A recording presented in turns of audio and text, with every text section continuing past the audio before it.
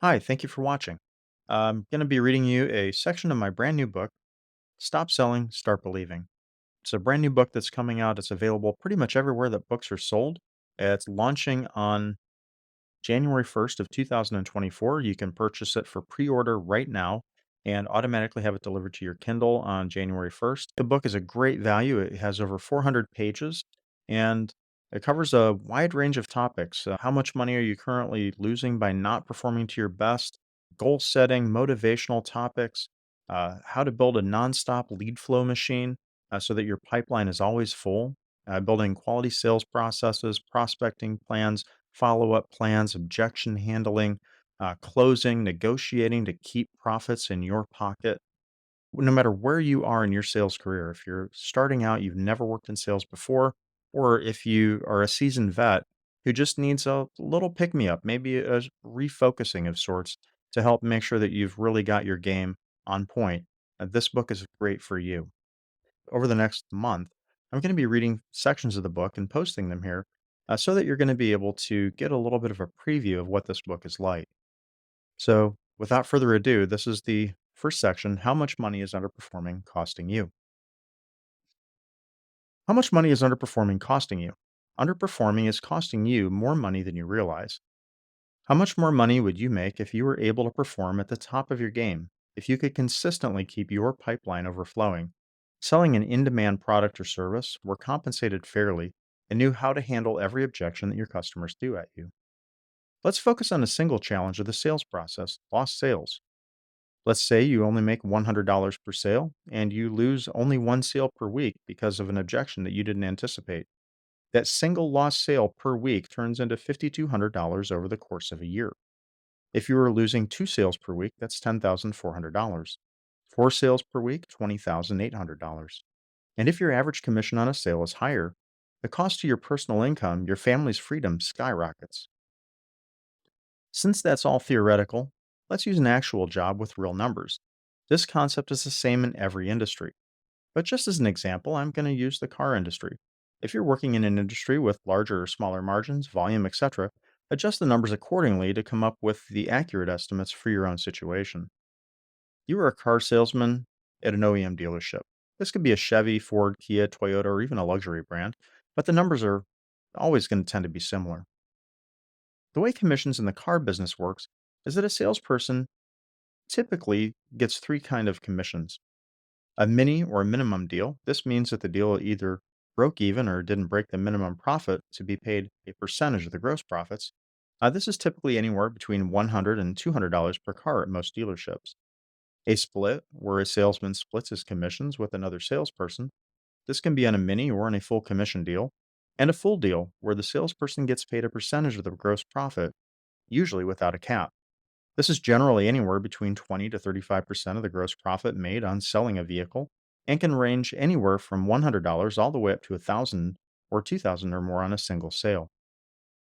Most dealerships pay volume bonuses to encourage salesmen to negotiate on price and sell more cars for the dealership. So making sure that you can sell a high percentage of your customers is extremely important. Now, let's go back to the math and see how a typical car salesperson's income is affected by these lost sales. Salesperson 1 is Bob.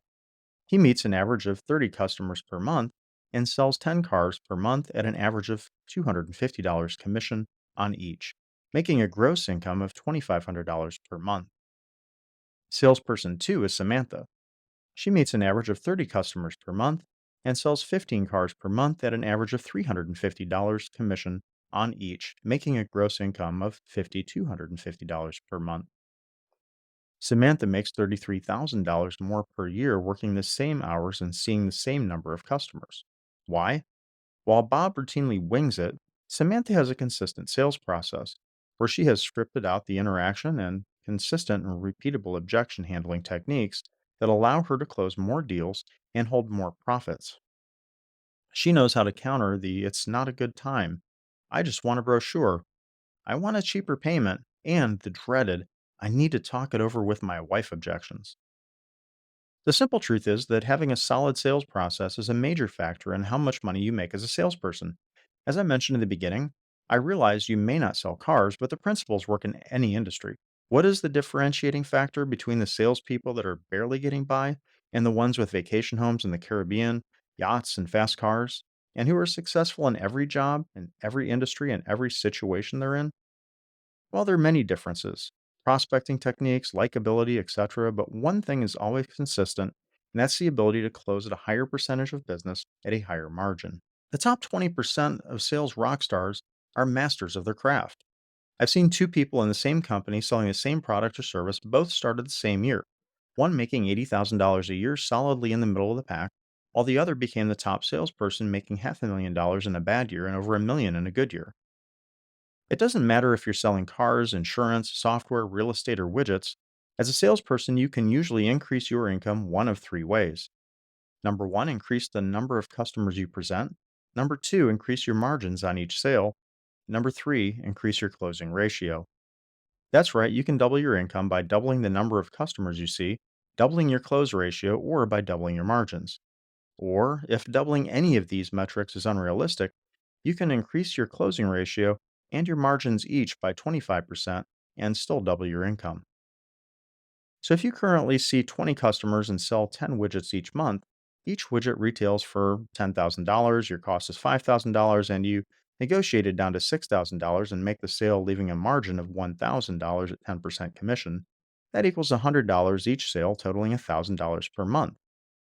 And if you increase the margin and the close ratio a reasonable amount, you can sell 15 units at $1,500 margin. At 10% commission, you will receive $2,250 that month. That's an increase in your income of over $27,000 per year. How much money is your average sale? How many have you lost this month, this year? How much money have you lost by being surprised by a customer's objection? And either you lowered your profits to keep them in the game, or you watched them walk out the door and after they left, you had thought of something that you wished you had said to them.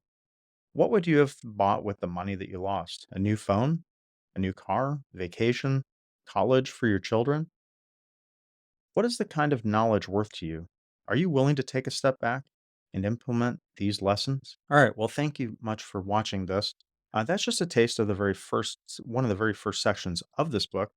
As I mentioned, this is 400 pages of lessons that I learned over a decade as a sales recruiter and over a 30-year sales career myself, selling everything from art, horses, cars, insurance, you name it, I've probably sold it.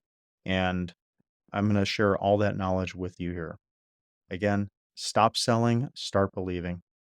Available everywhere now.